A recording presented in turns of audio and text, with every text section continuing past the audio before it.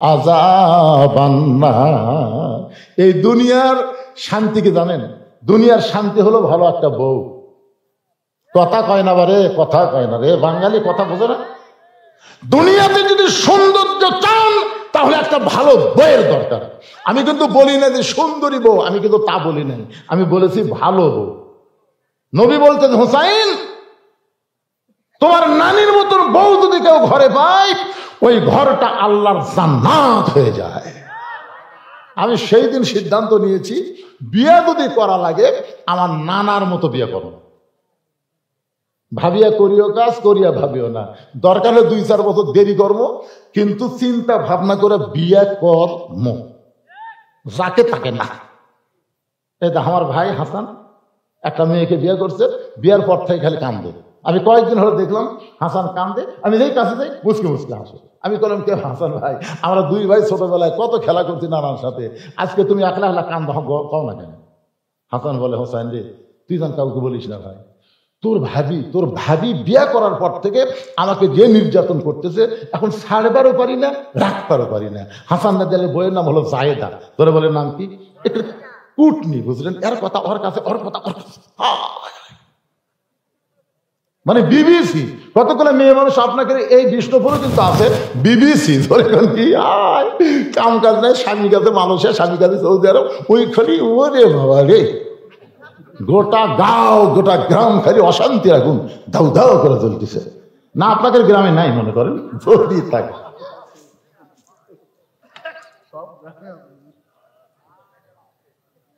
দৌড়ে গিয়ে হযরত আলীর হাতটা ধরে বলতেছে, বাবা আপনি সত্যি করে বলেন তো আমার মা আপনার কেমন বউ ছিল? ও বাবা আপনি সত্যি করে বলেন তো আমার মা আপনার কেমন বউ ছিল? বাবা আপনি ভালো বউ পাচ্ছেন, আমার নানাও ভালো বউ পাচ্ছে, আমি হোসাইন ভালো একটা মেয়েকে বিয়ে করতে চাই। ওমর ফারুক বলে, হোসাইন আমি যেই মেয়ের ঘটকালি করতেছি বাবা এই মেয়েটা অত্যন্ত ভালো হবে। হোসাইন বলতেছে, আপনি ভালো বললে হবে না, আমাকে ভালো বলা লাগবে। ওমর ফারুক বলে, হোসাইন তুমি মেয়ে কি দেখছো নাকি? না দেখে তুমি কেমনে বলছো?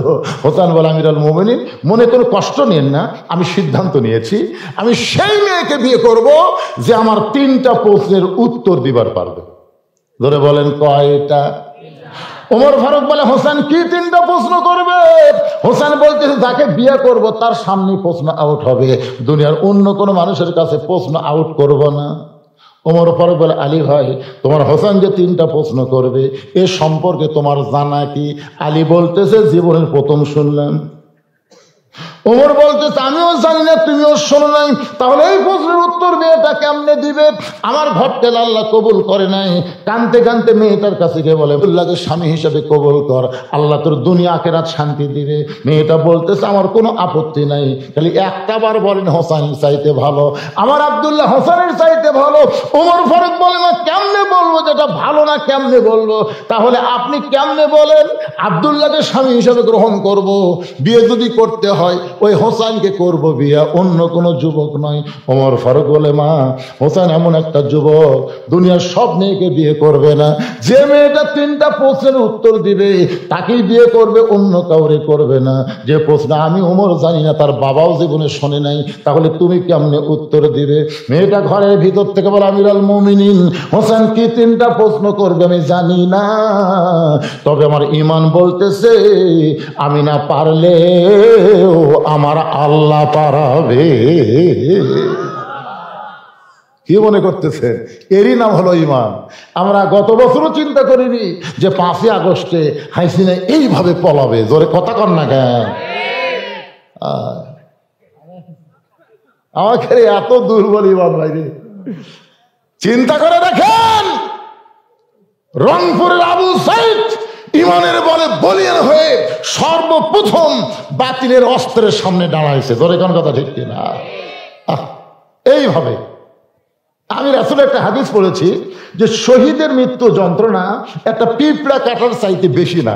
এটা আবু সাইদকে দেখে বোঝা গেল আসলে তাকে গুলি করতেছে, একটাবার ও বাবারে মা রেখে চিল্লাচিল্লি করতেছে না, গুলি করতেছে আর সামনের দিকে আসতেছে। ধরে কোন কথা ঠিক কিনা? তৃতীয় গুলি করার পরে দুই ছেলে এসে যখন ধরলো, তখন ছেলেটা পড়ে গেল, তার মুখে কোনো আহাও শব্দ নেই। এখান থেকে বোঝা গেল আবু সাইদের জীবন দেওয়া আল্লাহর পছন্দ হওয়ার কারণে ফ্যাসিস্ট হাসিনাকে আল্লাহ বাংলাদেশ থেকে আমাদের মুক্ত করার জন্য আসল জায়গা পাঠাছে। জোরে কোন কথা ঠিক কিনা? যেখানকার মাল সেখানেই গেছে।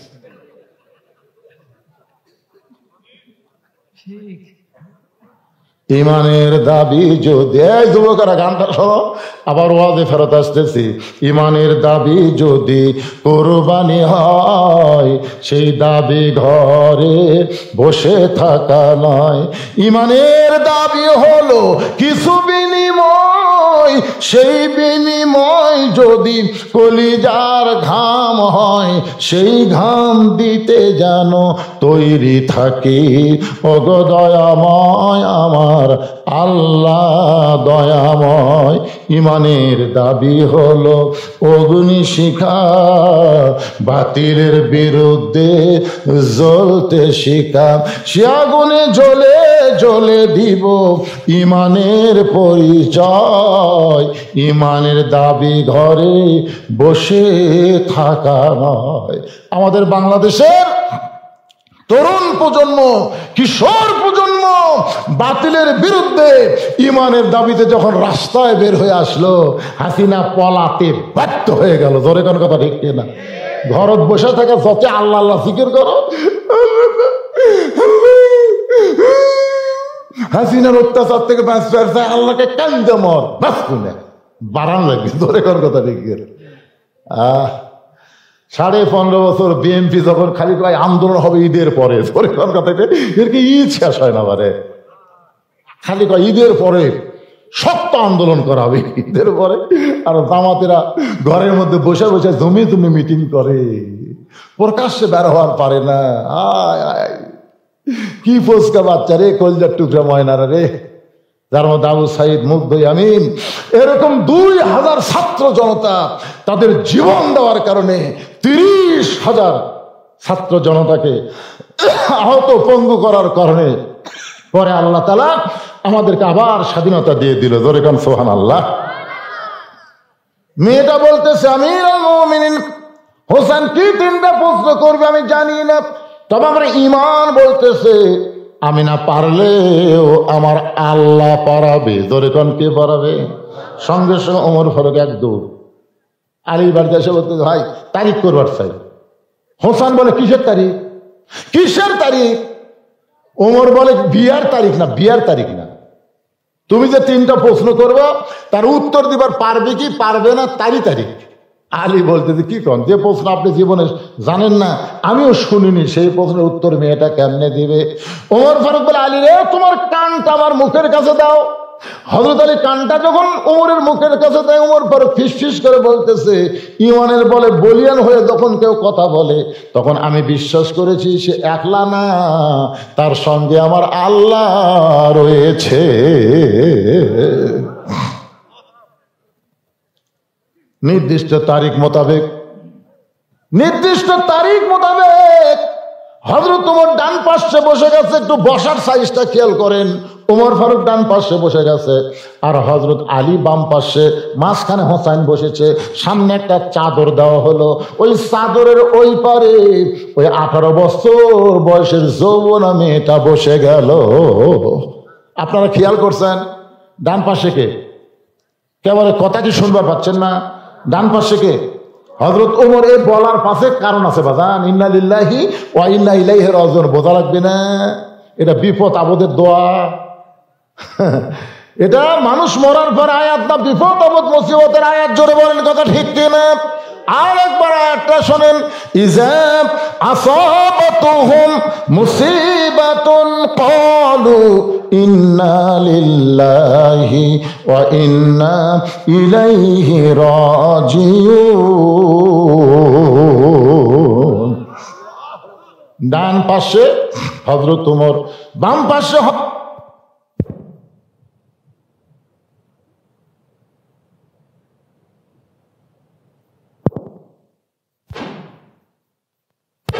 সামনে চাদর দেওয়ার কারণ কি?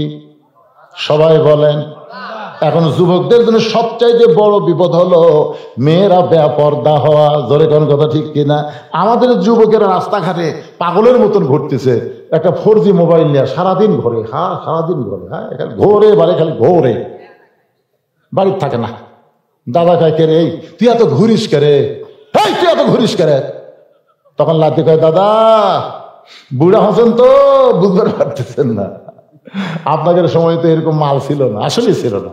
আমি ছোটবেলায় দেখছি আমার দাদি, তখন এত বোরকার বাহার ছিল না, দুটা হাতকে বোঝেন, এ মুরব্বীরা বুঝবে, হাতকে দুটা হাতকে, একটা নিচে একটা উপরে, এমন ভাবে পরিছে দুনিয়ার কোন মরদ মানুষ চেষ্টা করলে মুখ দেখতে পারেনি। একের মা তার নিয়ে এসে নামিয়ে দিছে।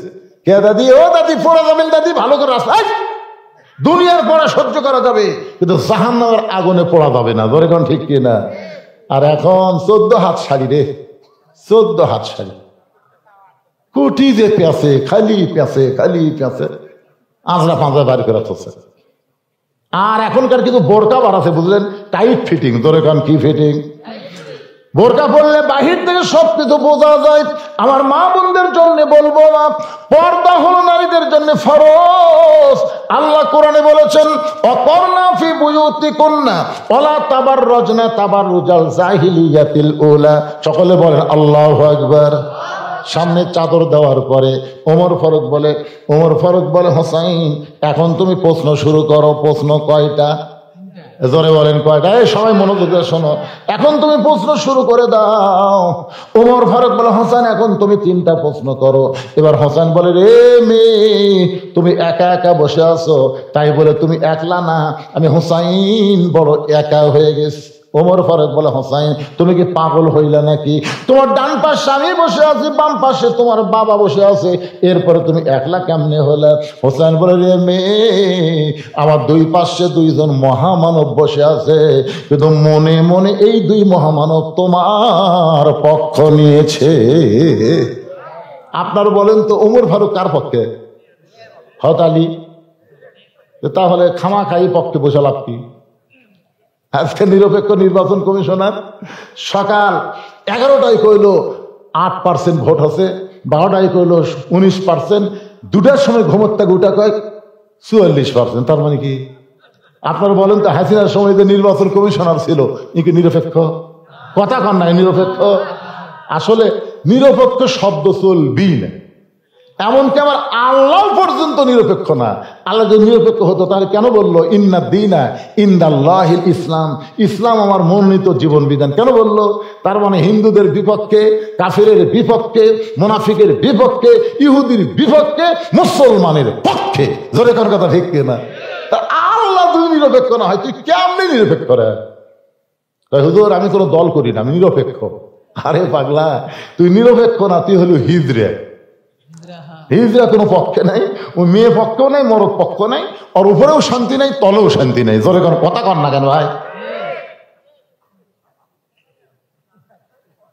কে রে যুবকেরে, তুমি কি মনে করছো যে আমার কানা বক্তা ওয়াজ করতেছে?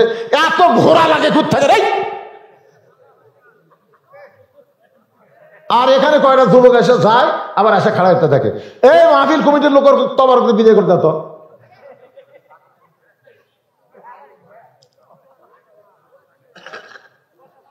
কি বিরক্ত হচ্ছেন?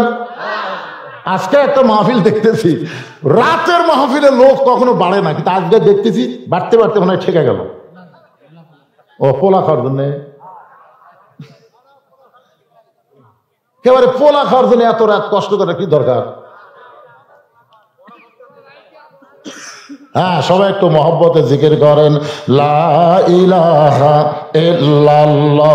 জোরে লা ইলাহা ইল্লাল্লাহ, লা ইলাহা ইল্লাল্লাহ, লা ইলাহা ইল্লাল্লাহ, লা ইলাহা ইল্লাল্লাহ, লা ইলাহা।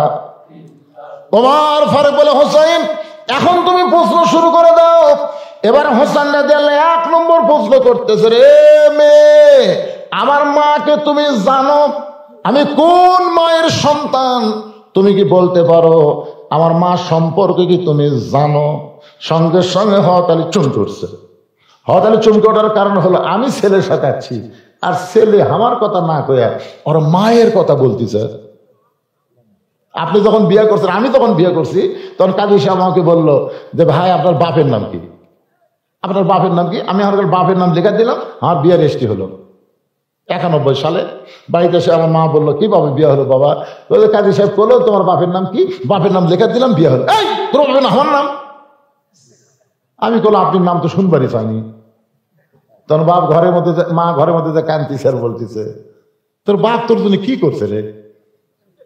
বাবা আনন্দে মাতিয়া সাগরে ভাসাইয়া সেই যে চইলা যায় খবর লয় না, মাজন ধরিয়ায় উদরে কত কষ্ট করে, 10 মাস পরে পায় প্রসবের বেদনা, এমন দরদি ভাবে কেউ হবে না আমার মা। মা গো কি বলবো প্রসবের কথা, মা বেনে সেই ব্যথা কেউ তো বুঝিবে না। মাজন ঠেকিয়া সন্তানের দায় অকালে মা মারা যায়, ঠেকিয়া সন্তানের দায় অকালে মা মারা যায়, কেন সে মায়ের ভক্তি করো না, এমন দরদি ভাবে কেউ হবে না আমার মা। মা গো সবাই বলেন মা মারে। আহ কি মধুর নাম রে। 23 সালের 25 ডিসেম্বর আমার মাটা মারা গেছে। আমাকে যেন দাওয়াত দিবার দেয়, তারা গিয়ে দেখে মসজিদের পাশে 18 সালের জুলাই মাস আমার বাবা মারা গেল, আর 23 সাল ডিসেম্বরের 25 তারিখ আমার মা দুনিয়া থেকে চলে গেল।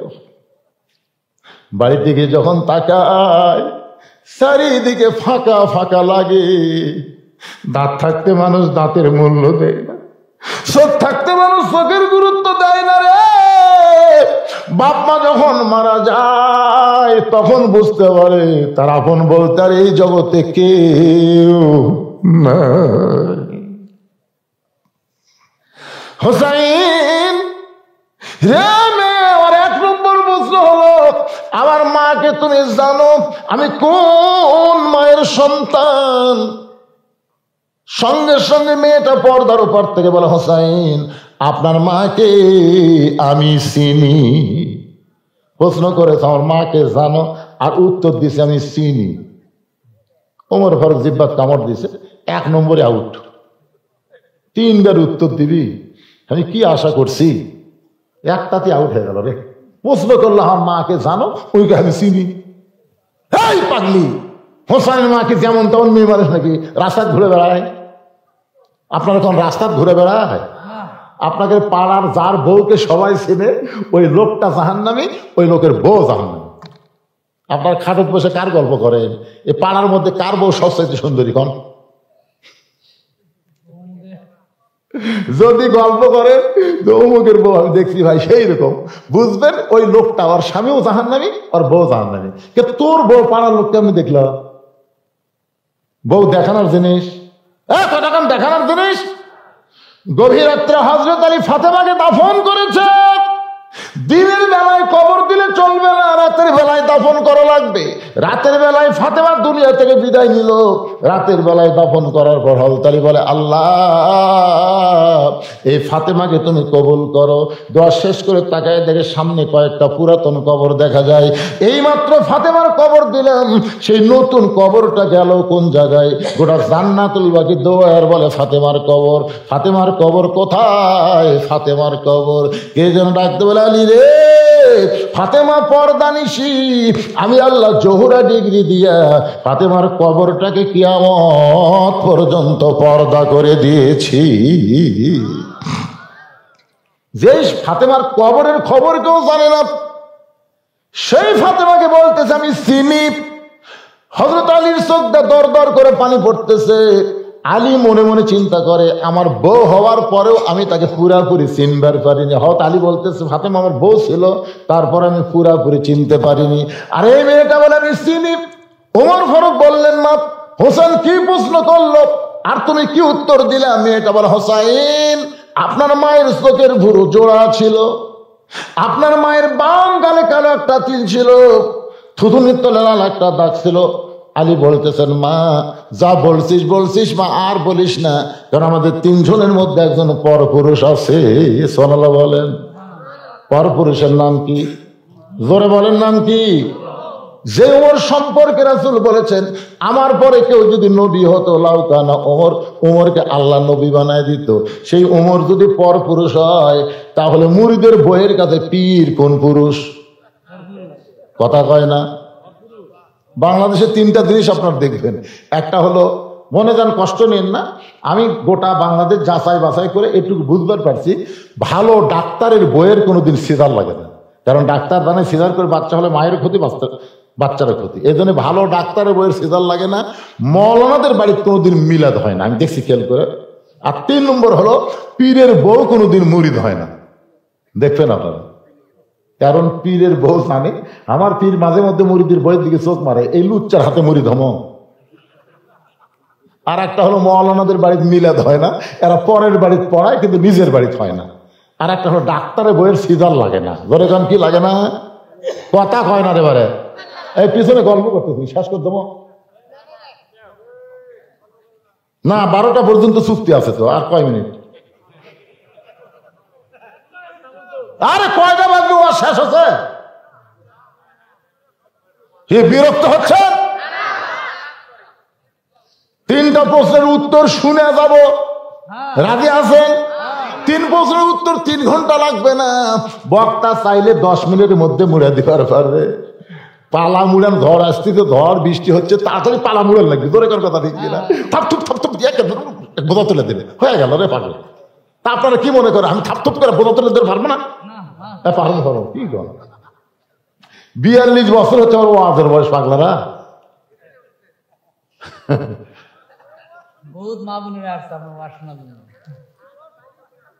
আবার শোনো, শোনেন, এই যে সূরা ফাতিহা জীবনে কয়বার পড়ছেন? জীবনে কয়বার পড়ছেন? সারা জীবন যদি কেউ সূরা ফাতিহা শোনে অথবা পড়ে, একটা মুহূর্তের জন্য বিরক্ত রাখবে না। ধরে কোন কথা ঠিক কিনা? ঈমান আমলের ওয়াজ। কোরআনে আল্লাহ 82 বার নামাজের কথা কেন বললো? সাই বললো, হুজুর একই নামাজের কথা আল্লাহ 82 বার বললো, আল্লাহ বিরক্ত লাগলো না? নবী কয়, পাগল, যার গুরুত্ব যত বেশি সেটা ততবার আলোচনা হবে। ধরে কোন ঠিক কিনা? আয় হায় রে, একটু মনোযোগ দিয়ে শোনেন। হযরত আলী বলতেছে, মা যা বলছো বলছো, আর বলো না, কারণ এই জায়গায় একজন পরপুরুষ আছে। আমি জানতে চাই মা, হাসান হোসেনের মায়ের চোখের ঘুরো জোড়া ছিল, এটা দুনিয়ার কেউ জানবে না, আমি জানি। কি জন্যে? আল্লাহ রাসূল বলেছেন, কোন স্বামী যদি তার বিবির 2 ভুরুর মাঝখানে একটা চুমা খায়, ওই স্বামীর আমল নামায় আল্লাহ একটা খুশি হয়ে ওমরা হজের সওয়াব দিয়া দেয়। কোন জায়গার? এদিকে ভুরু, 2 ভুরু নেই, এই ভুরু একটা শব্দ করে খাবেন। খাচ্ছেন কোনদিন? বইয়ের ভুরুর দিকে তাকাই না, তাকায়। আলী বলতেছে, আমি বলতে পারি, হাসান হোসেন মায়ের চোখের ভুরু জোড়া ছিল, বাম গালে কালো একটা তিল ছিল, থুতনির তলে লাল একটা দাগ। তুমি কেমনে বললাম? মেয়েটা বলে, মুরব্বী, ওই রোমের জেলখানার মধ্যে যখন আমি বন্দি ছিলাম, সে দিল কারারক্ষী আমাকে সকালবেলা 3টা করে চাবুক মারতো, বিকালবেলা 3টা করে চাবুক মারতো। আমার দেহের এমন কোনো জায়গা নাই যে জায়গায় চাবুকের আঘাত লাগে নাই। মারতে মারতে অনেক সময় আমি বেহুশ হয়ে পড়ে যেতাম। ওই বেহুশ অবস্থায় একবার চেতন হয়ে বললাম, আল্লাহ তুমি আছো আসমানে, নবী আছে মদিনায়, এ রোমের জেলখানায় এত নির্যাতন, আমাকে দেখার মতন দুনিয়াতে কেউ নাই। এ কথা বলতে কাঁদতে কাঁদতে যখন ঘুমিয়ে গেছি, ওই ঘুমের ঘরে স্বপ্নে দেখি একটা জান্নাতের হুরি আমার মাথার পিছনে বসে কাঁদতেছে, আমার মাথার কাছে বসে কাঁদতেছে।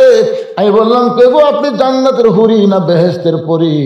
এত সুন্দরী আমার মাথায় হাত দিয়ে বলে, মা আমি জান্নাতের হুরিও না, বেহেশতের পরেও না, আমি হলাম জগৎ বিখ্যাত মা ফাতেমা। ওই জান্নাতুল বাকি থেকে রোমের জেলখানায় তোমাকে সান্ত্বনা দেই, এমন করে আর তুমি কষ্ট করে কান্দো না।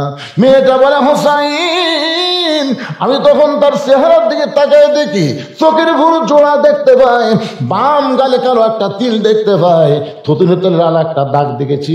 এরপরে আমার আর কিছু দেখার ভাগ্য হয় নাই। সঙ্গে সঙ্গে হোসেন বলে, রে মেয়ে, 1 নম্বর প্রশ্নের উত্তর যেমন আশা করেছিলাম তার চাইতে তুমি 100 গুণ সুন্দর দিয়েছো। ওমর ফারুক বলতে, আলী ভাই, আমার ঘরটালি মনে হয় আল্লাহ কবুল করছে। হোসেন বলে, এত সহজ না, 33 33 33 99 না পাইলে আমি বিবাহ করব না, কেবলমাত্র 33 পাইছে। এবার ওমর ফারুক বলে, হোসেন তাহলে তুমি 2 নম্বর প্রশ্ন করো। এবার হোসেন বলে, রে মেয়ে, আমার 2 নম্বর প্রশ্ন হলো, তুমি বাড়ি হলো রোম দেশে, তোমার বাড়ি হলো রোম দেশে, তুমি রোমের জেলখানায় 12 বছর বন্দী ছিলে, 6 বছর বয়সে ইমান গ্রহণ করার অপরাধে। আমার দ্বিতীয় প্রশ্ন হলো, 6 বছর বয়সে তুমি ঈমান কোথায় পাইলা? কারণ তুমি কইছো তোমার দাদা খ্রিস্টান, তোমার বাবা খ্রিস্টান, তাহলে তোমার দাদা যদি খ্রিস্টান হয়, বাবা যদি খ্রিস্টান হয়, তাহলে 6 বছর বয়সে তুমি ঈমান কোথায় পাইলা? মেয়েটা বলে, হোসাইন, আমি ঈমান কোথায় পাইলাম যদি শুনতে চান তাহলে শোনেন। আমার দাদা দুনিয়ার কোনো সাধারণ মানুষ না, আমার দাদা হলো রোম সম্রাট কাইসার। আল্লাহু আকবার। আমার দাদা একদিন অন্দরমহলে আমাকে বলতেছে, নাতনি রে, আজকে রোমের রাজদরবারে খেলা হবে, তুই কি খেলা দেখতে যাবি? আমি 6 বছরের ছোট্ট মেয়ে, আমার দাদার সাথে খেলা দেখার জন্য রাজদরবারে ঢুকলাম। আমার দাদার সিংহাসনের কাছে ছোট্ট একটা চেয়ার আমাকে সেট করে দিল। ওই চেয়ারে বসেই বললাম, দাদু ভাই, খেলা দেখার কথা বলে নিয়ে আসলেন, কিন্তু খেলাটা কোন জায়গায়? আমার দাদা বলে, নাতনি তাহলে ওই যে তাকায় দেখ। মেয়েটা বলে, হোসাইন, 6 বছর বয়স আমি তাকায় দেখি একটা মানুষের 2টা হাত কালো রশি দিয়ে বেঁধে রাখছে, ওই মানুষটার চোখ কালো কাপড় দিয়ে বাঁধা, ওই মানুষের 2টা পা লোহার শিকল দিয়ে আটকায় রাখছে। আমি কইলাম, দাদু ভাই, খেলা দেখার কথা বলে নিয়ে আসলেন, কিন্তু একটা মানুষকে আমি দেখতে পাই। আমার দাদা অট্ট হাসি দিয়ে বলে, নাতনি রে, তুই ছোট্ট মানুষ, তুই বুঝবি না, ওইটা মানুষ না রে, ওইটা মানুষ না, ওইটা হইল মুসলমান। ওইটা মানুষ না, ওইটা হলো মুসলমান। তার মানে কি বললেন? ইহুদি খ্রিস্টানেরা কোনোদিন মুসলমানকে মানুষ মনে করে না। মুসলমানকে যদি মানুষ মনে করত, তাহলে ফিলিস্তিনের এ পর্যন্ত 42,000 শিশু বাচ্চাকে অন্যায়ভাবে তারা হত্যা করতো না। জোরে কোন ঠিক কিনা? হ্যাঁ, এমন একটা গুলি আমেরিকা বানিয়ে দিছে, যে গুলি মায়ের কোলে সন্তান বসে থাকবে, গুলি আসবে, শব্দ হবে না, গুলি লাগার পরে ওই বাচ্চার ভিতরে গোস্ত পুড়ে যাবে। আল্লাহ কয়, কে রে, ফিলিস্তিনের বাচ্চাদের গোস্ত পুড়বি, আমি আমেরিকা পুড়ে সারখার করে দেবো। জোরে কোন কথা ঠিক কিনা? কয়েকদিন আগে আগুন লাগছিল না? আয় হায়, এমন আগুন লাগিয়েছে, ওরকে যত পদ্ধতি আছে সব পদ্ধতি আগুন নিবানোর ব্যবহার করে, কিন্তু আগুন নেবে না। বাধ্য হয়ে মুসলমানের দ্বারস্থ হয়ে বলতেছে, ভাই আমাকে ঈশ্বর মরে গেছে, গড কাঠে আছে, ভগবানের খাওয়া নেই, তোমাকে আল্লাহর খবর কি? তখন মুসলমান আল্লাহ আকবারকে জোরে আজান দিল, যদ্দূর পর্যন্ত আজান যায় তদ্দূর পর্যন্ত আগুন আল্লাহ নিভাইয়া দেয়। জোরে কেন সুবহানাল্লাহ। এ দৃশ্য দেখে 11300 খ্রিস্টান মুসলমান হয়ে গেছে। জোরে কেন সুবহানাল্লাহ। আপনার বলেন তো, আমাকে আল্লাহ আছে না নাই? তোমরা ফিলিস্তিনের বাচ্চাদেরকে আগুন ধরায় দিবা, তোমাদের দেশ আল্লাহ আগুনে পুড়ে ছারখার করে দিবে। জোরে কোন ঠিক কিনা? ভারত বলেছে আলু বন্ধ, পেঁয়াজ বন্ধ, চিনি বন্ধ। আল্লাহ কই পচে খা। বাংলাদেশে লাগবে না, কারণ ওয়ামিন দাব্বাতিন ফিল আরদি ইল্লা আলাল্লাহি রিজকুহা, পৃথিবীতে একমাত্র রিজিক দেনেওয়ালা কে? আরো জোরে। আল্লাহ কোরআনে বলেছেন, ফালিয়াবুদু রব্ব হাযাল বাইত আল্লাযী আত'আমাহুম মিন জু'ইন ওয়া আমানাহুম মিন খাউফ। ওই ঘরের মালিকের তোমরা গোলামি করো। এই ছেলেরা নামাজের কথা আসতেছে, ওই ঘরের মালিকের তোমরা গোলামি করো। যদি তোমরা গোলামি করো, নামাজ পড়ো, সঙ্গে সঙ্গে আল্লাহ তোমাদের 2টা পুরস্কার দিব। 1 নম্বর পুরস্কার হলো তোমাদের রিজিকের কোনো পেরেশানি করা লাগবে না, তোমাদের কোনো দারিদ্রতা থাকবে না। 2 নম্বর পুরস্কার হলো ভারতের এত অ্যাটম বোমা, হাইড্রোজেন বোমা, কোনো বোমা তোমাদের ক্ষতি করতে পারবে না। যাবতীয় ভয় থেকে আল্লাহ পুরাপুরি নিরাপত্তা দিয়া দিবে। তাহলে ইবাদত করা লাগবে কার? মেয়েটা বলতেছে হোসাইন, আমার দাদা বলতেছে না মানুষ কারো, এটা হলো মুসলমান। আমি তখন বললাম দাদা ওই মুসলমানকে নিয়ে আপনি কি খেলা খেলবেন? আমার দাদা বলে ওই যে তাকায় দেখ। মেয়েটা বলে 6 বছর বয়সে। আমি তাকায় দেখি আগুনের একটা চুলার মধ্যে দাউ দাউ করে আগুন জ্বলতেছে। ওই আগুনের চুলার উপর বিশাল একটা দেখছি মনে মনে তেল, নিচের তাপের তেলগুলো টকবক টকবক করতেছে। আমার দাদা বলে নাতনি রে আজকের খেলা হবে, ওই মুসলমানকে হাত পাও বাঁধে উত্তপ্ত তেলের মধ্যে ফেলে দাও, মুসলমান তেলের মধ্যে পুড়ে যাবে। আজকের খেলার নাম হলো মুসলমান মারার খেলা। খেলার নাম কি? জোরে কান, কি মারা? মুসলমান মারার খেলা। আমি তখন 6 বছর ছোট্ট মেয়ে, আমার দাদাকে জোরহাত করে বললাম দাদু ভাই এই মুসলমানকে মারার খেলা বন্ধ করা কি যায় না? এই মুসলমানকে না মাইরে কি ছেড়ে দেওয়া যায় না? আমার দাদা বলে 100 বার ছেড়ে দিব যদি মুসলমান একটা বারের জন্য বলে আল্লাহ রাসূল মানি না। খালি একটা বারের জন্য বলবে আল্লাহ রাসূল মানি না, সঙ্গে সঙ্গে তোর হাতের দড়ি খুলে দিব, চোখের বাঁধন খুলে দিব, পায়ের শিকল খুলে দিব। আমি তখন ছোট্ট মানুষ, ওই মুসলমানের কাছে